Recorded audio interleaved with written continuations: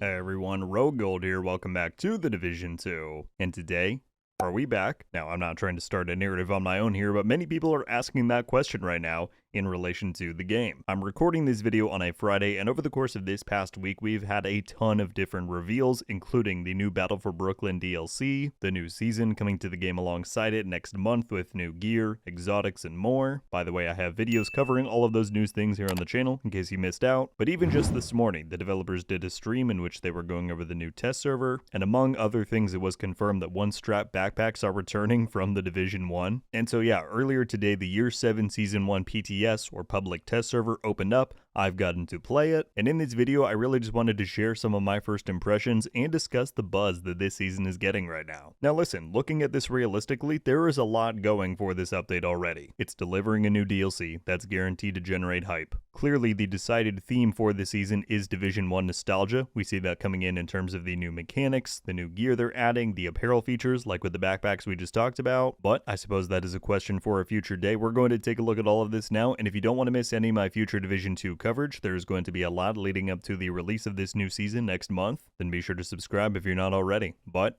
without further ado, let's get to it. Alright, so like I said, I jumped onto the PTS this morning to check out all of the new stuff, the modifiers, the gear, the weapons. Rest assured there are more dedicated PTS videos coming this weekend to take a look at stuff like the new Alpha Bridge exotic and a lot more, so stay tuned. But overall, I just wanted to get a feel for how this is all coming together. And one way to gauge that, I felt, was one of the most direct Division 1 influences we are getting this season, and that is in the new global modifier called Hardcore. What this is going to do is give you new free stats, basically, depending on how your build is structured. These are broken down into firearms, stamina, and electronics, which are the exact names of some of those stats that we had back in the Division 1. And these new attributes allow you to do things like building beyond the 60% crit chance cap.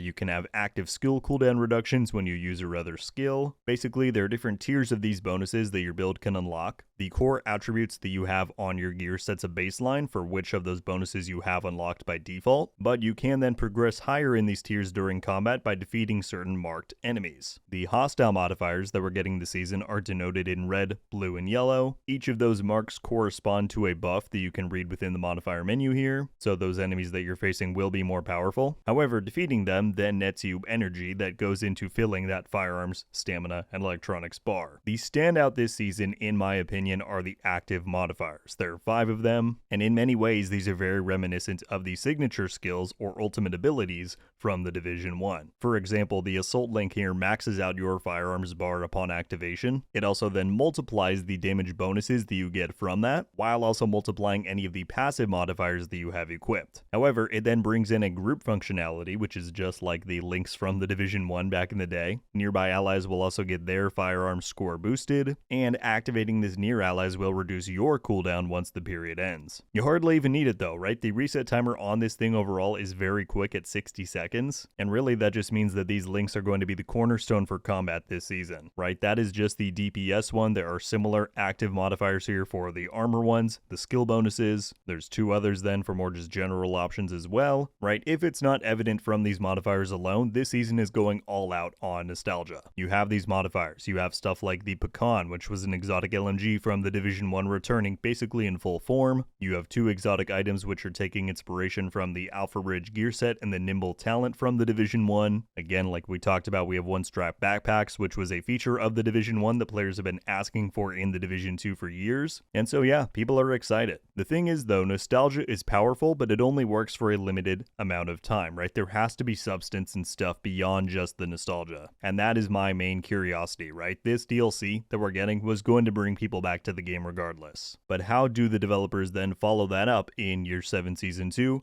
and beyond, right? As much as we love it, the Division 1 can't solve all of your problems. But I suppose that is a discussion for a future day. For now, this PTS, from my first impressions, feels very fun. These modifiers are a blast. It looks like people are enjoying the new gear as well. And so, like I said, rest assured I'm going to be diving further into all of this stuff over the weekend and reporting back on my findings. But those are more or less my first impressions of the Division 2's new Crossroads season.